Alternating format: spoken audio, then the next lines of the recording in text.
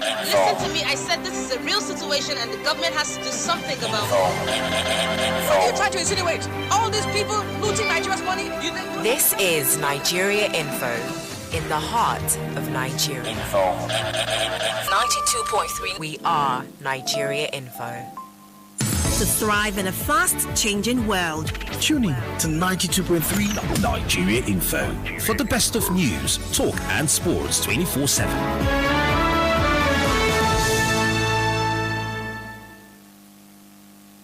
A clean surrounding is a collective effort. Diseases could be avoided with good hygiene practice. Be more responsible with how you dispose waste products. The environment will be better looking without litter and exposed garbage. We love our city clean. This message is from 92.3 Nigeria Info.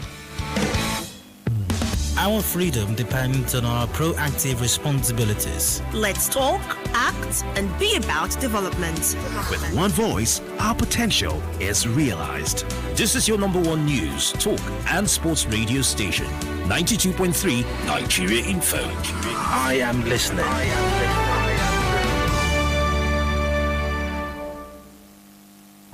Information is a two-way thing. Nigeria Info, it's your turn. Let's talk. And now, Hard Facts. Hard Facts with Dio.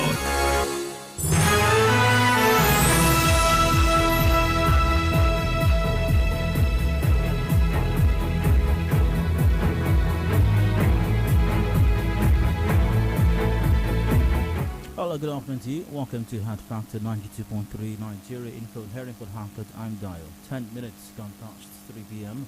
It's the midweek edition of the show. It's Wednesday. That's what it also means. It also means we've got Canvas the Niger Delta Roundtable coming up today. It also every Wednesday, brought to you by SPDC between 4 and 5 p.m, where we discuss the progressive development of the Niger Delta region. But that's always a good conversation to have, every time, all the time, actually. Welcome. I hope this midweek has been good for you. The Wednesday is looking good in spite of the weather, looking not so great. As I walked into the studio, I could see the clouds gathering, getting darker. Who knows, maybe it is raining where you are already. But whatever the case is, especially if you're on the roads at this time, do endeavour to take necessary precautions to ensure not just your safety, but the safety of other road users as well. And if you're in neighbourhoods that are prone to floods, do also take necessary precautions. If you're not going to be home right now, do make calls if you can or if you need to ensure that certain places are shut, or you know the drill. So, on today's edition of the program, from now to about 7 o'clock, more discussions coming your way, as always. As I mentioned a while ago, we've got Canvas on air between 4 and 5 p.m. Side comment in a moment, random stories, random sorts of mind, not to be discussed at this time, until much later on. Then I've got a rant coming up. Now that you can discuss, I hope you get your take on that. You're taking mine till 4 p.m. Let's see. Business news at 4, update at 5 o'clock. After that, discussions do continue as we delve into some other matter, away from direct discussions on the progressive development of the Niger Delta region. Maids are endangered. Well, maids, or housemaids, or house helps, as they're more often referred to in our society. Well, this is not exactly a new thing, I suppose. It has been the case for quite some time, but I'm not sure that very much is being done to protect them, really. Someone on very, very sad story making our news earlier today. A magistrate court in Port Harcourt has remanded a man, Chigozie Ajie, to the Port Harcourt Correctional Centre for raping and aborting the pregnancy of his 11-year-old house help in 2020. Mr. Ajie is facing 3 count charges of threats to life, abortion and rape. When he was arraigned yesterday, Chief Magistrate Al Ibn Abo declined to entertain charges of threat to life, stating that the court lacks jurisdiction since the punishment for the crime is life imprisonment. Chief Magistrate Ibn Abo adjourned the matter to January 25, 2022, and ordered that the case file be transferred to the DPP for legal advice. Mr. Ajie, a native of Igboho in Ogba, Egbema, and Doni local government area, has been on the run since he committed the crime. He was later arrested by the police last week. A lawyer to the family of the 11-year-old girl, Mayor Ohia, spoke to our correspondent, and here's what the lawyer had to say on the subject matter.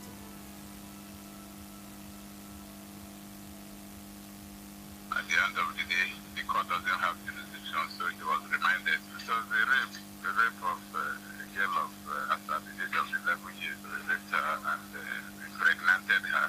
And from there, took her for abortion. And the girl was aborted. The pregnancy was aborted. And thereafter, when the girl had severe pains following the abortion, that was how she ran away from his house. And then opened up, and then that made the report was now made to police. Now, on his part, an uncle to the victim, Victor, explained the efforts made by the family to get him arrested.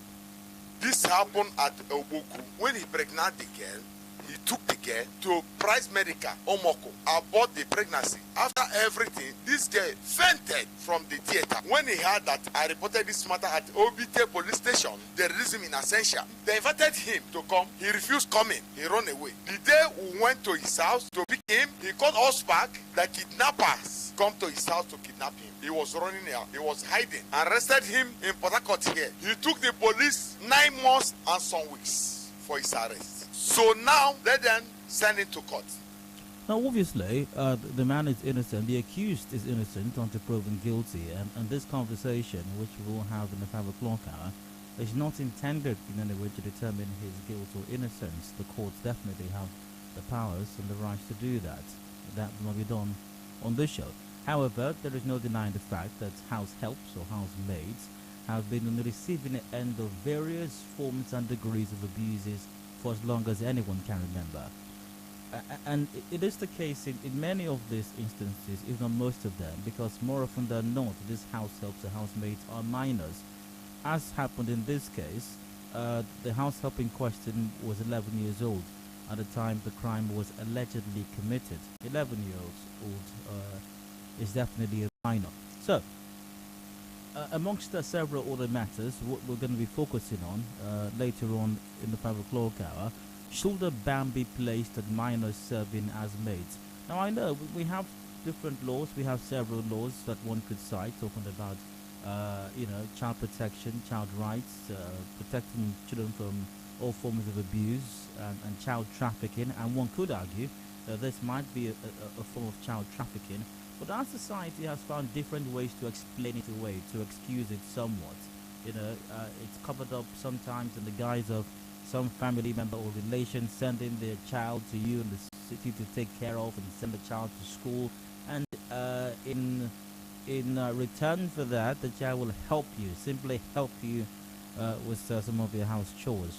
Well, what it is in actual fact is you're getting a house help or a maid.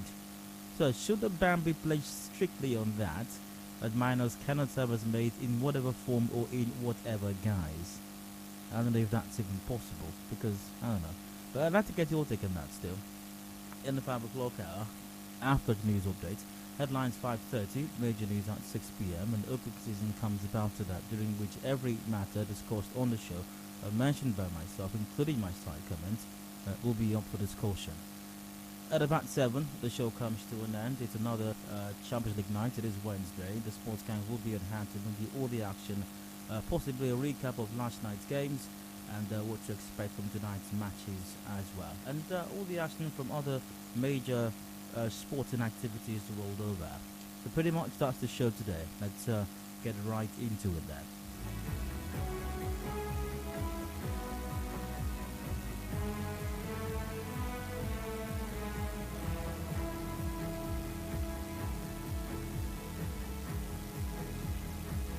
Let's start with some side comments, random stories, random thoughts that I came across as I checked out the news earlier on today.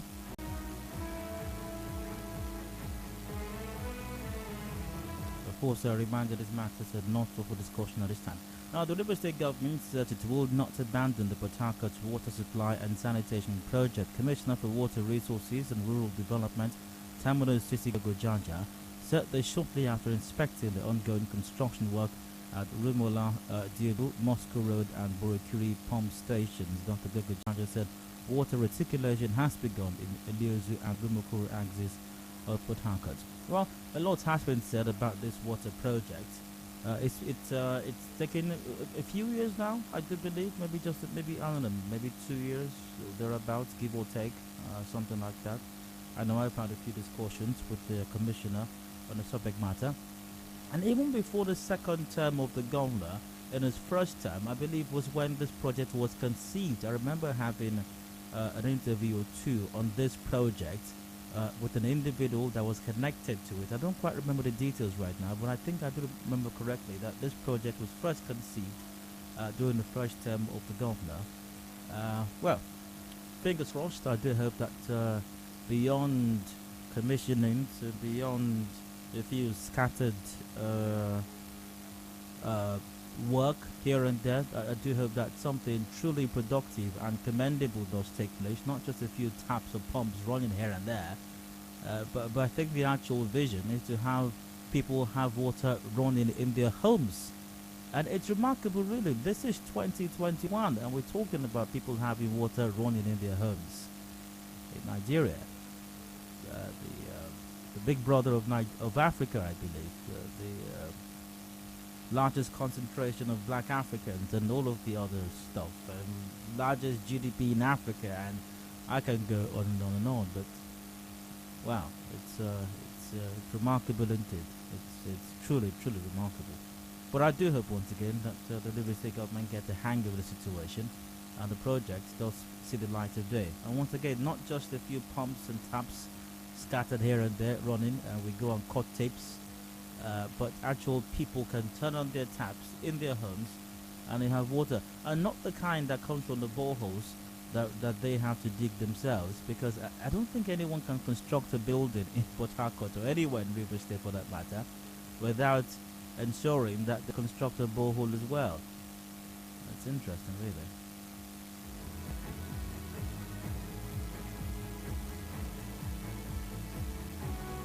Let's see, were there any other matters that caught my attention on the show, on the news today, pardon me? Okay, I talked about the women yesterday who were protesting at the NGDC. Okay, well, yeah, I think I'll leave them alone, at least for now. Until the next group carries out their protest, of course, which is inevitable, naturally. It's only a matter of when and which group precisely.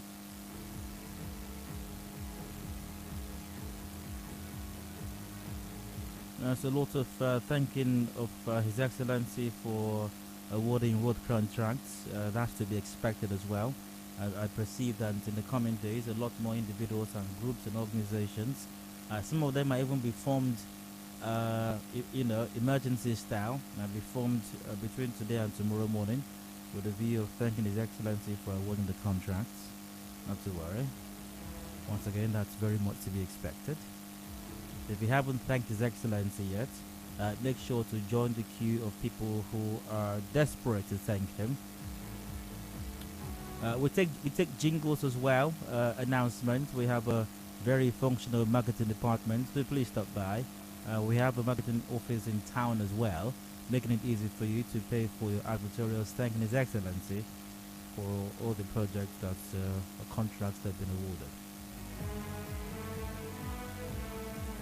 By the way, I suspect strongly that a list is being compiled. Don't ask me by who. So make sure that your name is and your organization is very well represented, or else.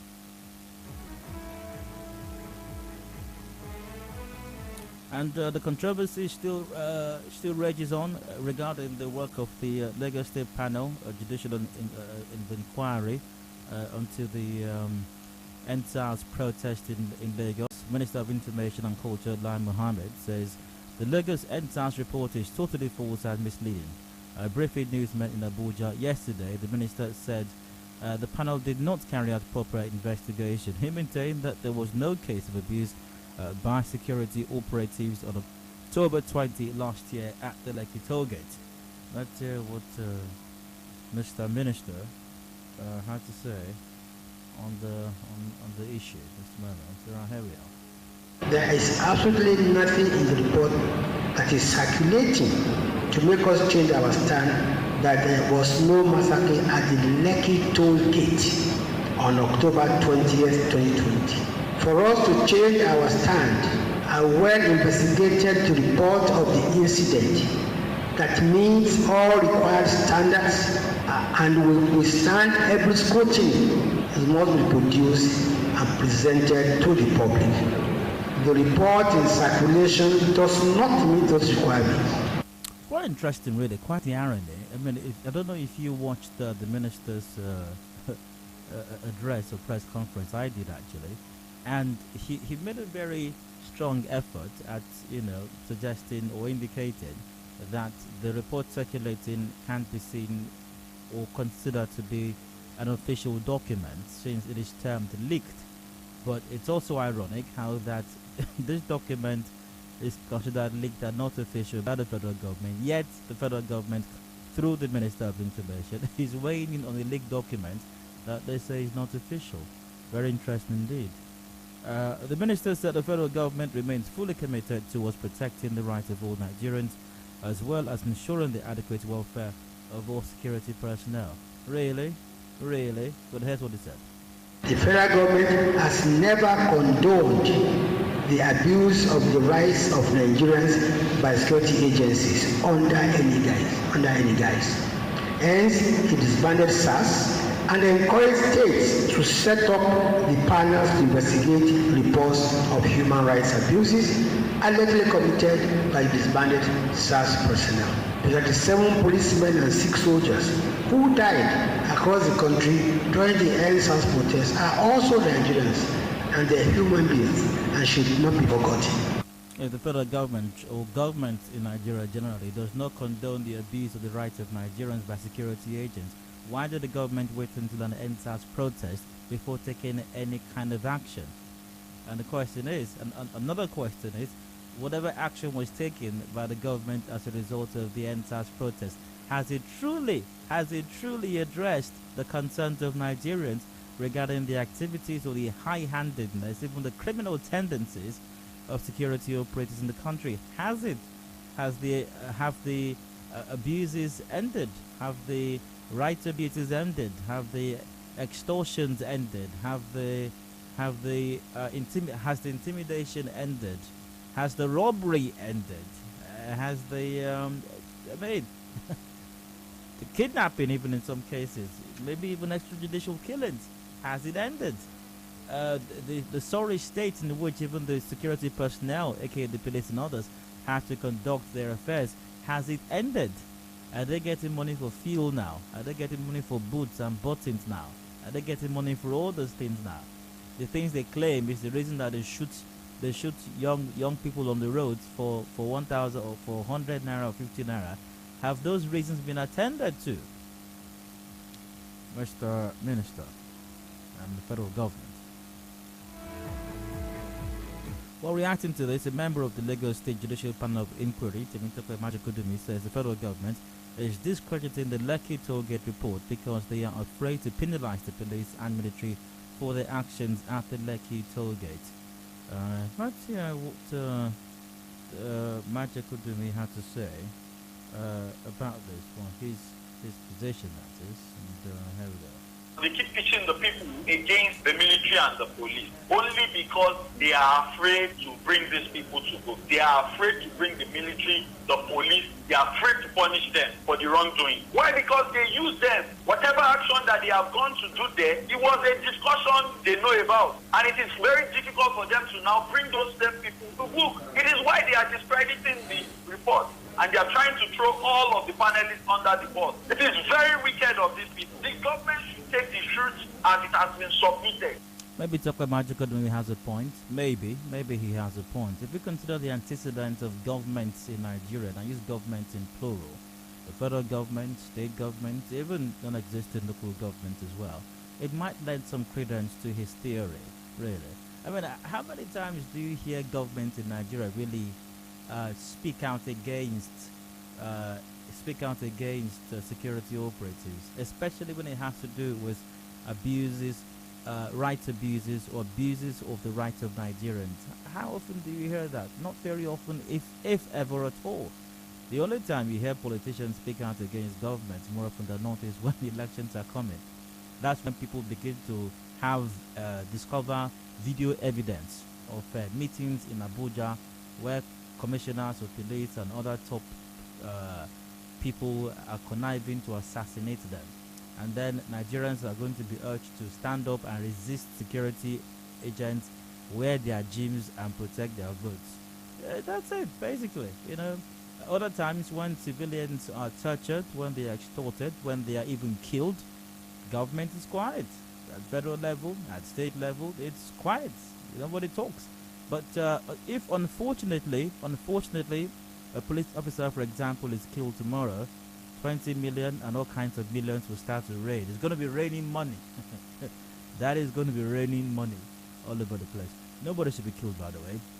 Not the police, not any security operative, not any civilian as well. You know, so anyway.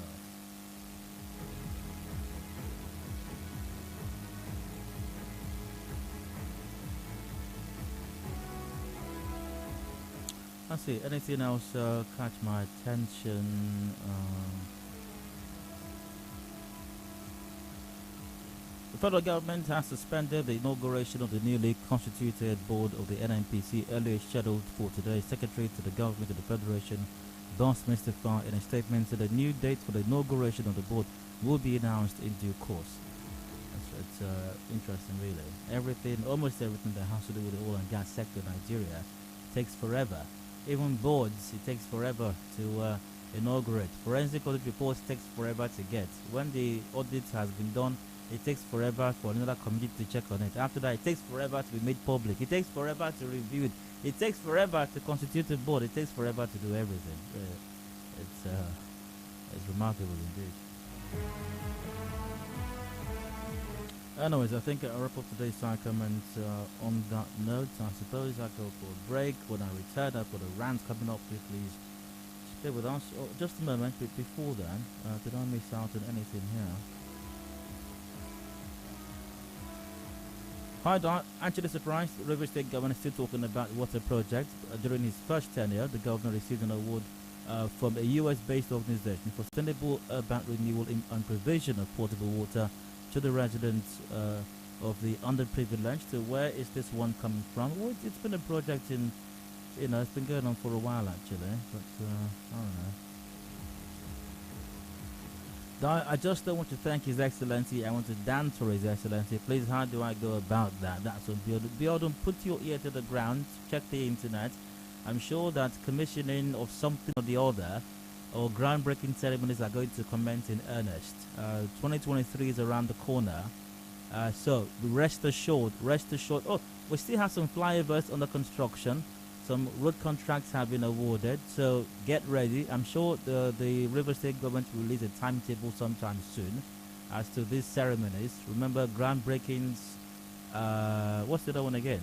We have groundbreaking, we have commission. There's a third one. Can someone help me with the third one, please? Via WhatsApp on 0809 030 6416. There's groundbreaking, there's commissioning. There's a third one. There's a third one. What's that one called? Oh my goodness. There's a third one. Really. Flag off. Thank you very much. 10 points to this individual. Flag off. Okay. Many individuals are sending it. Flag off. That's the one. I think groundbreaking comes first. Groundbreaking. Then there's a flag off. And then maybe it's a month afterwards we have a commissioning. So I'm sure that there will be a timetable released sometime soon. Very likely from the Ministry of Information, intimating everyone as to when these ceremonies are going to be held. So Biodu and anybody else who would like to dance and shake their behinds in honor of His Excellency, just take notes when this timetable is released. Make your way to those centers and dance to your heart's content. Alright, so that's it for Side Comments. A break right now. A return to this round comes on. Please stay with us.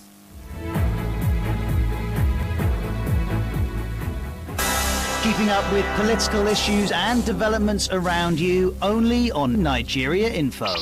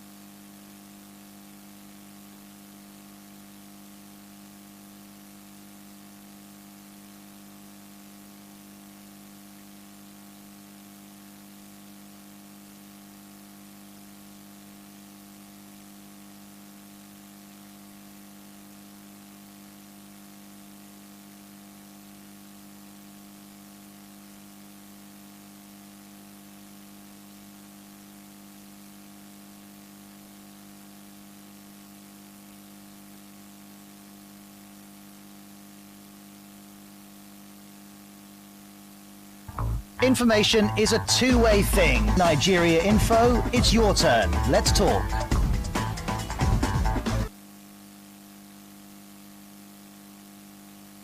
And now, Hard Facts. Hard Facts with Dayo.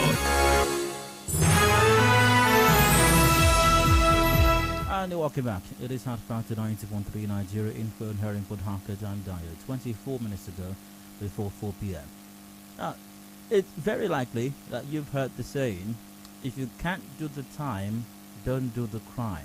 Or if you don't want to do the time, don't do the crime. In other words, there is prescribed punishment for every crime. So if you, for example, jail time in some cases, if you don't want to go to jail, then simply don't do the crime that would warrant or necessitate you earning some jail time. That's what it means. Now, I'd like to, remix that statement, if you will. And this is directed at security agencies and the agents in Nigeria, or the agencies specifically. If you don't want to pay the fine, don't do the crime. Okay, because some punishment also for doing some crimes is that you pay some kind of a fine in the name of a judgment sum awarded against you by the courts. And we have one example of that in the news earlier today. That's what informed today's rant. Cut to the Punch newspaper. This is captioned, DSS contests 20 billion naira fine on Igboho, says detainee undergoing extradition. Now here's the story. The Department of State Services has said paying the 20 billion naira damages awarded against it by an Oyo State High Court sitting in Ibadan to the leader of Yoruba Nation, Adedayo Igboho, will affect the economy. Seriously, will affect the economy. Back to the story. The secret police added that the Yoruba leader was under extradition procedure to Nigeria. Now, this was stated in court documents made available. The DSS had invaded Igboho's house in Ibadan, killing 2 of his aides, while 12 others were arrested. A 49-year-old agitator who escaped the bloody raid was declared wanted for allegedly stockpiling arms to destabilize Nigeria. Now, Igboho was arrested in Cotonou while trying to flee to Germany. The Benin court on July 27 ordered that he should be remanded in a facility in the country. Meanwhile, Igboho sued the federal government for the raid at the Ibadan High Court, which awarded 20 billion naira damages against the secret police. However, in an affidavit sworn to by the DSS, started applicant's affidavit in support of its motion or notice for stay of execution of judgment of this suit number blah blah blah, and an injunction pending the determination of the appeal. An operator of the DSS, Johnson Oluwole, stated that Igboho was undergoing extradition procedure to Nigeria. He said, quote, that it is a fact that the applicant, Chief Sunday Igboho, has been declared a fugitive by the Nigeria police for some time in the month of June 2021. It is a fact that the applicant was arrested on the 19th of July 2021 and is currently in the custody of the Beninese security agents undergoing extradition procedure back to Nigeria. That it is a fact that the applicant is under investigation by the security agents for reasonable act that is inimical to the corporate existence of the country. That it is a fact that one of the reliefs granted by this honorable court is that the respondents pay the plaintiff 20 billion naira as exemplary damages. That it is a, now this is the interesting part, or the really interesting part, that it is a fact that withdrawing a whooping sum of 20 billion naira from the country's economy would adversely affect the smooth running of the country. Seriously, how did that become a defense for security agents in the country committing crimes?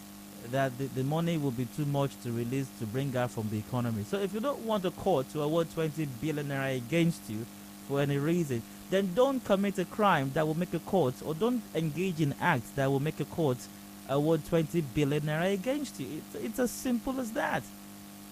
The same way the DSS, I believe, or any other security agency for that matter, would advise Nigerians to not engage in crime. I mean, if you see the if you follow the EFCC handle on social media, well, they're not active on Twitter any longer, or any of the other security agencies, if you follow them on social media, some of them are quite active on Twitter, or used to be anyways.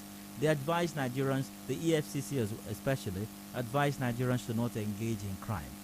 If you don't want to do the time, don't do the crime. So you guys as well, if you don't want to pay the fine, if you don't want a court to award 20 billion naira against you, so we remove 20 billion for an economy, which you claim will adversely affect the economy, then don't do the crime as well. Don't engage in acts that will make a court award 20 billion naira against you. Don't abuse the rights of Nigerians. There is no reason for you to do so. Don't act illegally. Don't act outside of the confines of the law. Don't expose yourself. Don't expose the government, and don't expose the economy as well. Since you care so much about the economy, possibly more than the CBN governor or the Minister of Finance even does. It's unbelievable, really. But then again, there has been a history of recalcitrant behavior by security operators. Now, here's a piece published by All Africa a while ago. I'm trying to find the date for this right now. Okay, this was June 2020. Nigeria, FG under pressure to pay 150 billion naira judgment debt. Here's the story, or a bit of it. Pressure has continued to mount on the federal government to pay judgment debts of a whopping sum of 150 billion naira arising from litigations within and out of the country. Apart from the $9 billion judgment debt obtained against it last year by Process and Industrial Development Limited by the UK Commercial Court, which is still a subject of litigation, the Nigerian government is still grappling to other contractual judgment debts against it by local and foreign debts. Now, Justice Minister and Attorney General of the Federation, Abubakar Malami SAN, had in October last year, that should be October 2019, lamented that Nigeria was currently in judgment debt to the tune of 150 billion naira. Here's the really interesting part. He said the huge amount piled up from contract failures, damages, especially fines against human rights abuses and other bad cases. That means as at 150 billion, where Nigeria was in debt, had a judgment debt of about 150 billion naira. A significant part of it, I suppose, was due to fines against human rights abuses. So there's been a history of this. So you're concerned about the economy. You don't want to remove billions of naira to settle judgment debts. Then simply do not engage in acts that amount to abusing the rights of Nigerians. It's very simple, really. I mean, they want to advise people not to commit crime. Why can't you take your own advice for crying out loud? It's supposed to be simple, right? It's supposed to be elementary. But then again, that also speaks to the statement of the Minister of Information, saying that the federal government has never condoned any act by security agents to abuse the rights of Nigerians. Here's a piece published February this year, cut to the Vanguard: Judgment Enforcement Setback in Ending Police Brutality and Human Rights Abuses in Nigeria, written by Segun Awosoya, aka Second Link. You might know him. That name rings a bell, I do imagine. Now, a part of it reads, a paragraph, I think 4th or 5th paragraph. It's against this background that the provisions of Section 84 of the Sheriff and Civil Processes Act 1955, which made the consent of the Attorney General of the Federation or State, as the case may be, a condition precedent condemnable to say the least. The implication of this provision is that no monetary judgment can be enforced against any public institution without the consent of the federal or state Attorney General. Given the fact that the larger percentage of victims of human rights violations and abuse are poor, it is almost impossible for this class of people to obtain the requisite consent. So, a court gives a judgment against the government because these institutions, the police for example, are institutions of government. So if there's an award against the police, for example, it's against the federal government. The federal government is the one who's going to bear that liability and who's going to have to pay it. Now, for that judgment debt or sum to be paid, the Attorney General of the Federation would have to give consent. So, the court awards or rules against the federal government and orders that a certain amount be paid to the person whose right was abused. But before that amount can be paid, you have to seek the permission of the federal government as well. It doesn't make any sense. And that's why in most cases, nearly all cases, these judgment sums or judgment debts are not paid. And even though people can have victories in court, it doesn't really translate to any kind of substantive victory because the amounts awarded to them are almost never ever paid by government. And I imagine between 2019 and now, those figures would have increased astronomically. I think I read earlier in one of the states, this courtesy Premium Times published July this year, Bayelsa Judicial Panel awards 21 billion naira against police army. And I'm sure several other courts have also awarded several sums against different security agencies in Nigeria due to abuse of the rights of Nigerians. So 150 billion as at 2019, a significant part of it with connected to rights abuses. That figure may have doubled by now, because our police, our DSS, our army and all the others continue to flagrantly abuse the rights of Nigerians. The courts continue to award sums against them. They don't pay because the law protects them and gives them some kind of covering to not even make payment in the first place. It's unbelievable. Now, if the government had been paying all these billions, all these tens of millions, hundreds of millions, I think by now somebody would have sat down and said, you know what, we need to do something about this police. You can't make us keep paying this amount. It's not possible. But because, well, if they don't pay, almost nothing will happen, then by all means, please go ahead. So how can government claim to not be supporting rights and abuses of Nigerians when even the courts rule against them, the judgment sums or debts are not paid? But finally, to the DSS and their counterparts and their colleagues and their partners in crime, if you don't want to pay the fines, if you don't want to pay the judgment debt, if you care so much about the Nigerian economy as they claim to, then don't do the crime. Do not abuse the rights of Nigerians. It's as simple as that. On that note, I end my rant. Thanks to listening. Hope you're going board. Let's get your take. My lines are open. Call 0817 93 0002, 0817 93 0003 or 0007. I suppose we're live on facebook.com/Nigeria Info PH. WhatsApp is on 0809 030 6416. Please keep it brief and straight to the point, and once the call is answered, do turn down the volume of your radio set if expedient that you do so, else we literally cannot have a conversation.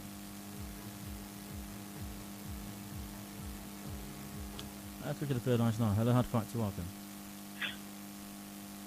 Hello, Dayo, good evening. Hello, go. Yes, my name is Tonyo Samuel. I'm calling from Port Harcourt. Go ahead. Dayo, your rant is a welcome development. In Nigeria, government is above the law. It's only the poor citizens that are meant to suffer or go to jail. When they steal 10,000, they are meant to go and serve 10 years imprisonment. Whereas when a top government official commits a crime, the reverse becomes the case. It's so unfortunate that up to now, our democracy have not gotten to that point. The security agencies can do things anyhow and get away with it. It's quite unfortunate. And we'll continue to talk and preach that the right thing to be done at all costs. No matter how much, even if it takes the whole treasury to pay that debt, they have to pay that debt. So that's my take on your rant, and I wish you well. Thank you so much. You're welcome. That's it via WhatsApp. The DSS shouldn't bother about the means of paying the 20 billion naira. They can always borrow from China or any of our benevolent lenders to offset the fine. Piece of cake. Suddenly, they are concerned about our economy. Yes, don't do the crime if you can't do the time or fine. That's from Newton.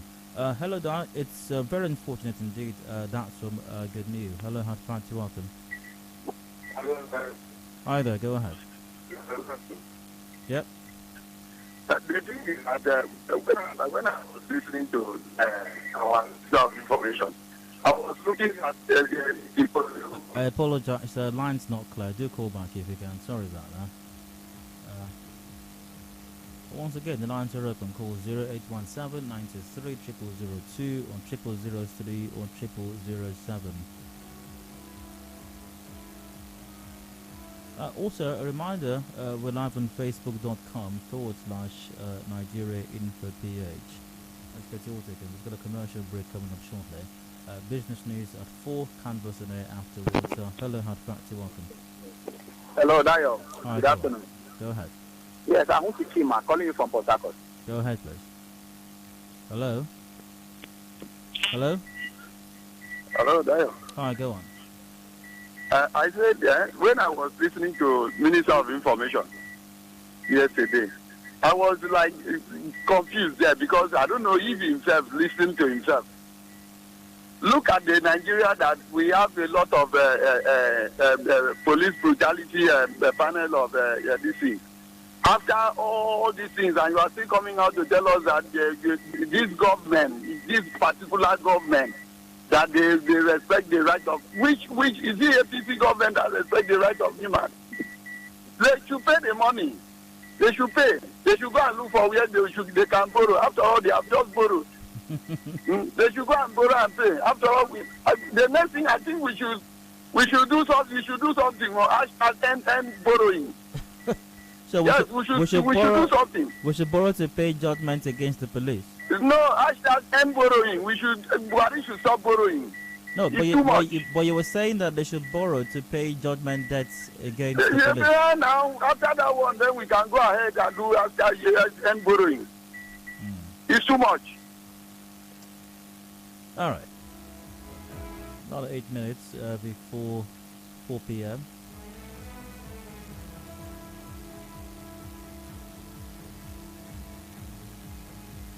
It's highly interesting, really, the DSS's position on this. I mean, some of the other reasons put forward might even be tenable. You know, they do have some maybe even legal ground that could be argued, possibly. But the one what I find quite interesting, maybe even hilarious, really, is the final position put forward that. The amount, the fact that it is a fact that withdrawing a whooping sum of 20 billion naira from the country's economy would adversely affect the smooth running of the country. Really? Why is that the DSS is concerned? So if you don't want a court to award 20 billion against you, then do not commit crimes against Nigerians. Hello, you're welcome. Hello, good afternoon. Hi, go ahead. This is Mr. Marcos calling from Waterline. Go ahead, please. On the money they're supposed to pay Igboho and others that the court had awarded some billions for federal government to pay, the security outfits crying that it will affect Nigerian economy. Did they reason at all? Which country are they talking? Nigeria? Imagine where somebody is owing you 100 naira and you get to see him declaring bottles of beer in the bar and he's paying. Would you believe he doesn't have 100 naira to pay you? Is it not the very government that said they gave the poorest of the poor 58 billion recently? That they are crying they don't have money to pay all those money? I don't believe that thing. If actually they are considering federal government, why are they behaving that way they are behaving? That is not the truth. They should even cut their salary to pay that debt. That's what I'm suggesting. They should cut their salary at a time. Deny them some salary for some time. That will put some lessons in their brain. That's what I'm suggesting. Thank you, my dear. Good morning, via WhatsApp. Good afternoon, Daya. It's cases like this that I question the morality of the Nigerian Bar Association. The statement read out as the defense's position against Igboho's suit is very pedestrian. You don't need to be a SAN or law prof like Professor Wolfwatch to know that the lawyer who prepared that defense for DSS is merely stalling the court enforcement of that judgment. There's no time the NDA starts reprimanding their members who take anti-people positions in court. That's in text. Nigeria is a failed state. When judgments are not obeyed, then the masses would not trust the judiciary and security agencies, hence the failed state. That's from Abraham.